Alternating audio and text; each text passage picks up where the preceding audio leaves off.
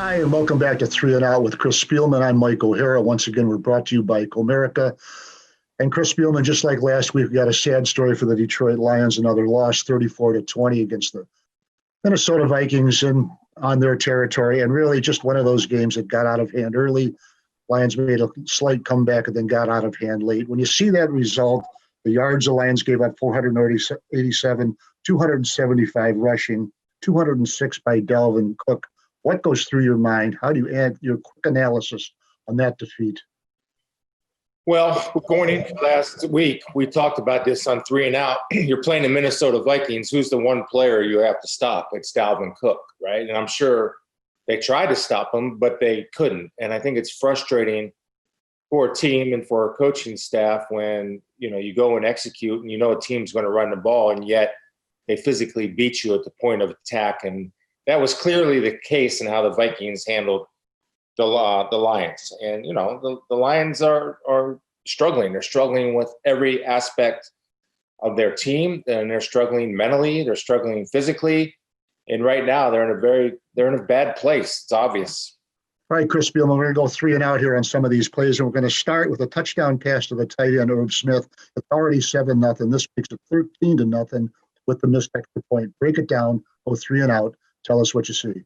Well, they've already established Dalvin Cook on the ground, right? So now they're balanced, and they have Detroit off balance a little bit on defense. But you look at Jeff Okudah. I think Jeff Okudah has Irv Smith man-to-man.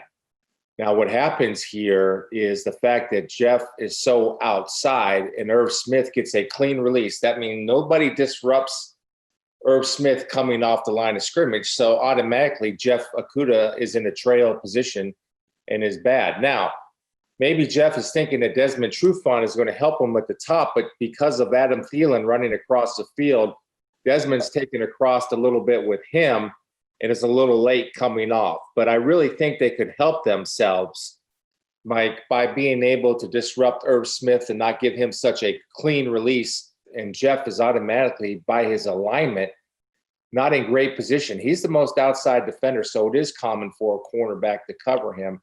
I just think he can help himself by either getting more of a little bit of a press position, or at least, at the very least, get inside a little bit more to give himself a chance to defend the crossing route in which the Vikings were able to hit smoothly.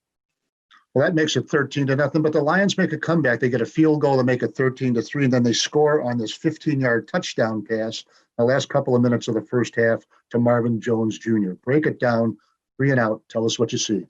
Well, the Vikings are struggling at corner, right? They had 4 corners, and 2 of them were only there for a week. So you want to try to exploit them as much as possible. This is just a little college play, a little RPO by Matthew Stafford. And how you can tell it's an RPO, look at the offensive line kind of fire off the ball. They do a really good job of selling that play auction. And so because of the cushion that Marvin Jones Jr. has, the timing of the throw as Matthew Stafford throws the ball before Marvin's out of his break, it's perfectly thrown. It's an easy transition from catch to run.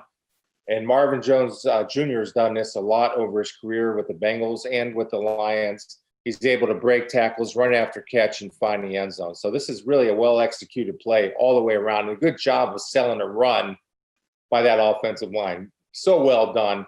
And the timing of Matthew Stafford recognizing the one-on-one matchup that he wanted to take advantage of is perfect. The throw is perfect, and Marvin Jones Jr., and it's a good play for him, and I'm glad he was able to score. That makes it 13-10 with a minute 19 to go in the half, and you think the Lions are going to be in pretty good shape coming out for the second half. But no, the Vikings score again. They go 87 yards on 6 plays for a touchdown to make it 20-10 at the break. We're going to move along here, though, Chris Spielman, and this is a play that's going to be debated a long time. It's a 70-yard touchdown run by Dalvin Cook. But the issue here is the Detroit Lions only have 10 men on the field. Break it down. Tell us what you see, and we'll go through here this personnel breakdown, what you see, Chris Spielman. That touchdown before the half was devastating. And Detroit giving up that touchdown, it was too easy. And the screen pass to Amir Abdullah was too easy for them to give that up. All right, now we have 10 guys on the field. Third time in 2 weeks, as you pointed out. Jamie Collins recognizes that there's 10 guys on the field. He sees that, wait a second, there's nobody over the offensive guard or offensive tackle in the tight end. So one thing he can do, I don't know if he can call another timeout here, but Jamie can tries to adjust by coming out and forcing the ball inside. But because of the numbers game and the Vikings attack right where the missing player is, there's a natural hole. I want you to take a look at C.J. Ham, number 30. He's a lead blocker. When you have 11 guys on the field, normally he's going to be met at the line of scrimmage or behind the line of scrimmage. Watch him. He's not going to touch anybody. Now, this is the lead blocker. He's looking for somebody to block, and he doesn't get touch anybody. And Dalvin Cook is off to the races because they're able to seal the backside because nobody is creating or closing that gap that C.J. Ham is leading through. I think Jamie Collins does the best he can by turning this inside because that's where all the defenders are. Then you had 91 miss a tackle there that could have maybe escaped it, playing nicely out the double team, just couldn't finish as Dalvin Cook runs right through it, and Dalvin can do that. And Dalvin's one of those rare guys that has that great breakaway speed that nobody's going to catch him from behind once he gets out in front. But watch Jamie. Jamie's going to try to make an adjustment here. See that? Look, there's something going on because that doesn't look right. So he's doing his very best. Then when you have a pulling guard in number 30, C.J. Ham, leading through the hole, and they don't touch anybody, that's got ugly written all over it. I get that may happen one time or twice maybe in a whole year. 3 times in the last 2 weeks. Everybody's responsible for that. Players, coaches, assistant coaches, personnel guys. Everybody's responsible for that's a mental error and that's a self-induced error, and that will kill you every time. Chris Spielman, before we wrap it up here, the Detroit Lions reached the halfway point at 3-5. We thought they were in pretty good shape at 3-3, especially with the schedule that was coming up. And that schedule is still out there, in all honesty, with some teams with losing records. But if you're the Detroit Lions and you're looking at them right now, what do you see for this team in the second half of the season and just going into next week's game against the Washington football team? They just got to keep going to work, and hopefully some good things will happen to them. But I'm telling you, Mike, if you keep having mental errors like that, it doesn't matter what your attitude is or how hard you play.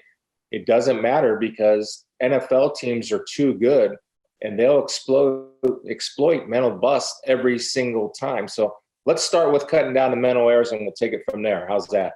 Sounds good to me. Chris Spielman, that's a wrap for this week. Next week, Detroit Lions, Washington football team, Ford Field kickoff, 1 o'clock. We'll be back to break that one down too.